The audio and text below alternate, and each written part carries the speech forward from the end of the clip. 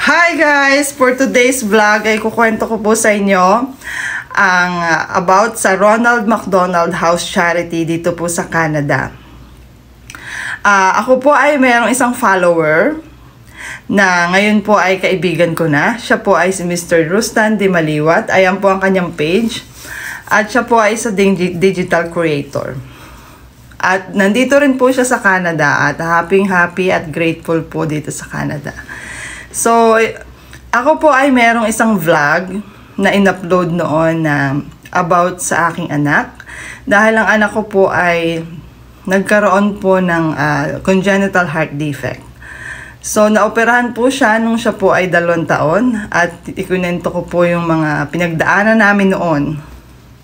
At doon po sa vlog ko na yon ay nakapag-comment po si Rustan at siya po ay nakarelate. Dahil katulad po ng naging karanasan ko sa aking anak na nagkaroon po ng heart defect, ang anak po ni Rustan ay naoperahan din 7 years ago. So baby pa lamang po nung naoperahan ang kanyang anak. Ngayon po ay 7 years old na ang anak niya. At nito pong mga nakaraang linggo ay siya po ay nag-message sa akin at sabi niya ay nandun daw po sila sa Ronald McDonald House. Sila po ngayon ay nasa Red Deer. Doon po sila nakatira ngayon. Noon po ay doon sila nakatira sa Winnipeg. At nandun po ang kanilang mga doktor at pinagpapacheck up pa noon. Kaya doon po sila magfa-follow up. So, ngayon po ay taga Red Deer sila. So, kailangan nilang mag-travel papunta doon. At dahil nga po nagkaroon ng conflict ang schedule ng kanilang mga doktor doon. So, kailangan nilang mag-stay sa Winnipeg ng mga ilang days para hindi na sila pabalik-balik.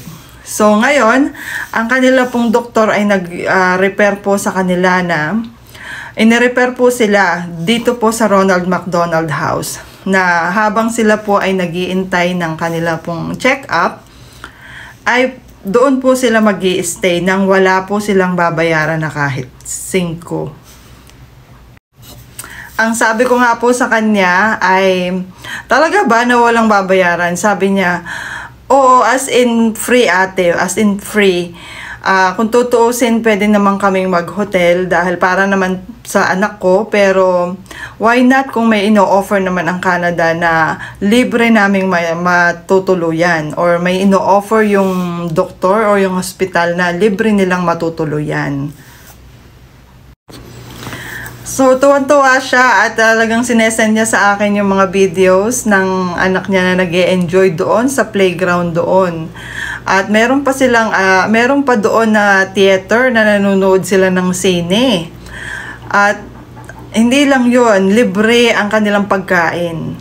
So, sabi niya sa akin, ate, i-share mo ito sa lahat para malaman ng iba how grateful we are na merong lugar na ganito dito sa Canada.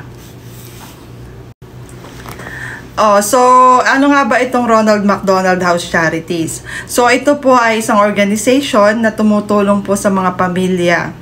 Sa mga pamilya na nagpapacheck up, may schedule or any treatment na malapit po dun sa hospital. So, habang naghihintay po kayo, pwede po kayong mag-stay dun. Basta ang kailangan po ay meron po kayong referral galing po sa inyong doktor. At katulad nga po ni Rustan, sila po ay taga Red Deer. So, kailangan nilang mag-drive ng medyo malayo para makapagpa-check up doon. So, doon sila nag-stay habang naghihintay. At ito pong house na ito ay 40 families at a time lang po ang pwedeng mag-stay. At kailangan po ay may referral from the healthcare professional or yung mga doctors, yung mga social workers, yan. At 40 guest room po ang meron ang house na yan. So, ang mga benefits po na pwede ninyong maranasan dyan ay meron pong free underground parking. Meron din pong free breakfast. Pero ang sabi ni Rustan is talagang not only breakfast, lunch at dinner at unlimited daw ang kanilang pagkain. At meron pa nga siyang shinare na isang theater na pwede kayong manood ng sine at relax na relax sila doon. At meron din po silang indoor and outdoor playground na pwedeng mag-enjoy, talagang hindi maiinip ang mga bata. At isa pa, meron silang ino-offer na free van. Pwede po kayong humiram ng van. Yung mga family po na walang yung mga family na walang sasakyan na dala, pwede kayong humiram ng van na pwede po ninyong gamitin. Pag halimbawa gusto ninyong mayroon kayong bibilin sa tindahan or something, gusto ninyong mag-grocery ng additional food nyo, yan, you can use the van. At meron din po silang 4 fully equipped kitchen at laundry area na pwede nyo pong gamitin. Bukod doon, meron po kayong free wifi at fitness room. So, lahat po ng, halos lahat ng mga kakailanganin nyo ay naandun na sa bahay na yon. Kaya talagang napakaganda po. So, ang admission requirements po doon para makapag-stay kayo ay kailangan po ay kayo ay parents po ng mga bata na under 18 na merong treatment or merong check-up doon sa malapit sa ospital na nandoon. At kailangan po ay kayo ay nakatira outside Winnipeg. At kailangan ay kayo po ay may referral din from your doctor. Kung halimbawa naman po isang parent lang yung kasama ng anak nyo na magpapa-check up at kailangan po ay samahan ng isa sa mga kapatid nyo, kapatid ng parents or any guardian, may donation lang po na $10. Napakababa lang po. So, napakaganda po nitong organization na ito na tumutulong sa mga pamilya dito po sa Canada. At talaga pong napakaganda nitong organization na to. At ang founding partner po nila ay Ronald McDonald. McDonald's restaurants, yung mga owner ng McDonald's dito po sa Canada.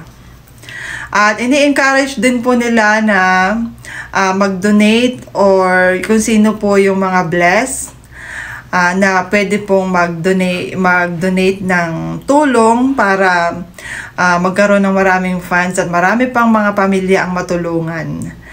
Pwede po kayong mag-host ng virtual party na instead na gift ang iregalo sa inyo, donation para sa organization, or pwede rin kayong mag-host ng class like cooking class or something, or virtual walk run, mga fundraising challenge, yan, na pwede pong makatulong para magtuloy-tuloy po yung pagtulong din nila sa mga pamilya na mag-stay po doon at mabigyan ng libreng accommodation, libreng pagkain, at marami pang iba.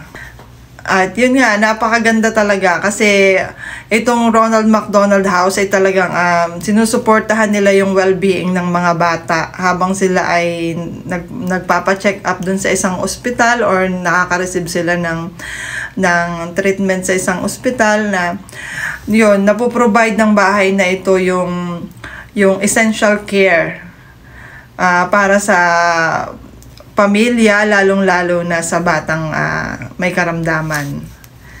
So, yun lang po for today. Ang may share ko sa inyo, napaka-grateful lang ng mga tao na nakaka-experience ng ganito. Yun lang ang palagi kong sinasabi, na we are so grateful in so many things here in Canada, na kahit may pinagdadaan ng krisis, mahal ang bilihin, mataas ang tax, but still, we have to think na talagang meron pa rin talagang napakaraming dapat ipagpasalamat. At yun, doon tayo nagpo-focus sa mga magagandang bagay instead na mag-focus tayo sa hindi magagandang bagay. Kasi the more na nag-a-attract tayo ng mga magagandang bagay sa buhay natin, the more tayo binibless, the more tayo binibiyayaan ni Lord. 'Di ba po? So, hanggang sa muli at see you on my next vlog. At bago po magtapos ang vlog ko, ay ipakikita ko po sa inyo ang Ronald McDonald House Charity Organization. I love you guys!